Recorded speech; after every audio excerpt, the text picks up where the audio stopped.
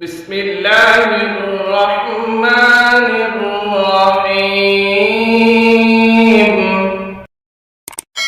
بسم اللہ الرحمن الرحیم۔ السلام علیکم ورحمۃ اللہ وبرکاتہ۔ ویلکم مائی یوٹیوب چینل قرآن الکریم ٹی وی۔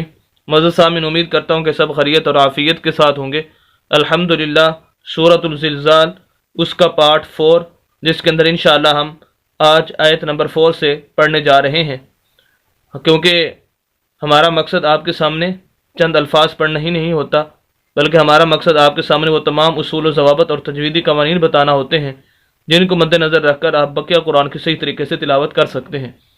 اگر آپ 24 گھنٹے میں سے 5 سے 7 منٹ نکال کر ہماری ویڈیوز کو سننا شروع کر دیں چند دن کے لیے، تو انشاءاللہ آپ کو کافی سارا فائدہ ہوگا۔ صرف وہی آیات آپ سیکھ نہیں پائیں گے، بلکہ پورے قرآن کے اندر جو اصول و ضوابط موجود ہوں گے، انشاءاللہ آپ بخوبی ان آیات کو اور ان اصول و ضوابط کو سمجھ سکیں گے۔ تو آئیے آج کا سبق شروع کرتے ہیں۔ اعوذ باللہ من الشیطان الرجیم، بسم اللہ الرحمن الرحیم۔ با زیر بھی، حمزہ زبر نون ان، نون زبر نہ، بی ان، یہ با کے نیچے زیر ہے اور با کے آگے الف ہے۔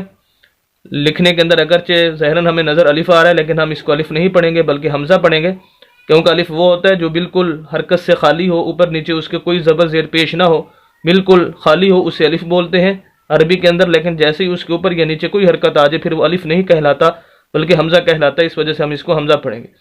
حمزہ کو ہم ملائیں گے نون کے ساتھ، کیونکہ نون مشدد ہے، شد والا ہے، شد کی یہ علامت ہے۔ جس لفظ پر بھی شد آ جائے اس لفظ کو 2 مرتبہ پڑھا جاتا ہے، ایک مرتبہ پچھلے لفظ کے ساتھ ملا کر، یعنی اب حمزہ کو ہم نون کے ساتھ ملائیں گے، اور دوسری مرتبہ اس شد والے لفظ کے اوپر یا نیچے کوئی نہ کوئی حرکت ضرور موجود ہوتی ہے، جیسے یہاں پر نون کے اوپر زبر ہے تو اس حرکت کے ساتھ اس لفظ کو پڑھنا ہوتا ہے، ایک بات۔ دوسری بات شد والے لفظ کے اندر یہ ہوتی ہے کہ شد والے لفظ کو سخت کر کے ہلکی سی آواز کو روک کر پڑھنا ہوتا ہے۔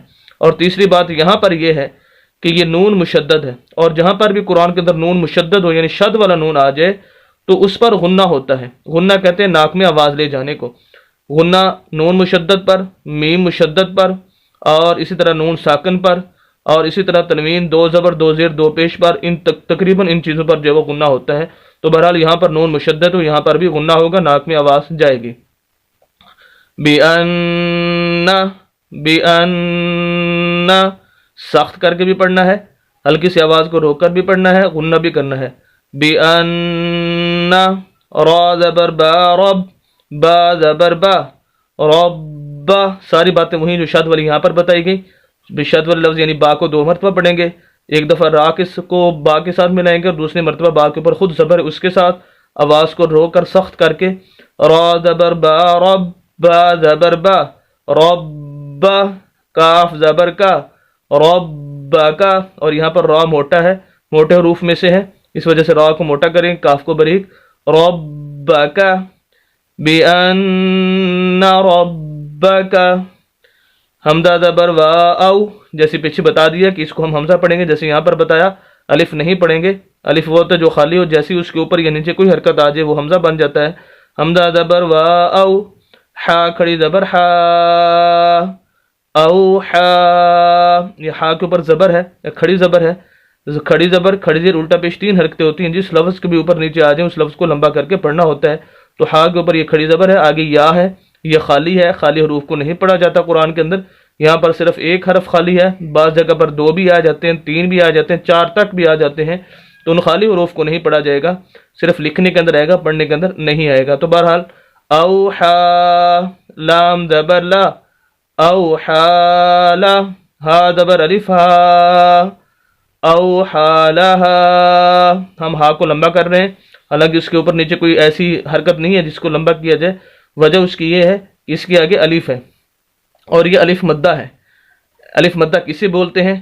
ایک الف مدہ ہوتا ہے، واو مدہ اور یا مدہ، 3 چیزیں ہوتی ہیں، ان کو جہاں بھی قرآن کے اندر آ جائے ان کو لمبا کر کے پڑھنا ہوتا ہے۔ میرے چینل پر مستقل ویڈیو موجود ہے الف مدہ، واو مدہ اور یا مدہ کی، وہاں پوری ڈیٹیل دیکھ سکتے ہیں، لیکن یہاں پر اتنا بتاتا چلوں کہ ایسا الف جس کے پچھلے لفظ کے اوپر زبر آ جائے اسے الف مدہ بولتے ہیں۔ قرآن کے اندر جہاں بھی الف سے پچھلے لفظ کے اوپر زبر آئے گی اسے الف مدہ کہیں گے اور اس کو لمبا کر کے پڑھنا ہوگا۔ اب اس وجہ سے ہم ہا کو لمبا کریں گے.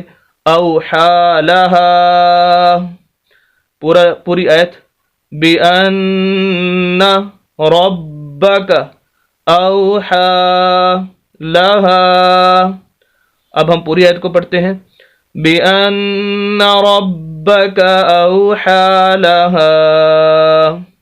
اب یہاں پر اگر وقف کرنا چاہیں تو وقف کی حالت میں بھی ایسے ہی پڑھیں گے جیسے ہم بنا وقف کے پڑھ رہے ہیں، کیونکہ آیت پوری ہوگی، وقف کرنا ہے تو یہاں پر بنا وقف کے جیسے پڑھ رہے ہیں وقف کی حالت میں ایسے ہی پڑھا جائے گا. تو یہ تھی آیت نمبر جو ہے وہ 4 جو آپ حضرات کے سامنے آیت نمبر 5 جو آپ کے سامنے پڑھی گئی. امید کرتا ہوں کہ آپ اس کو بخوبی سمجھ چکے ہوں گے.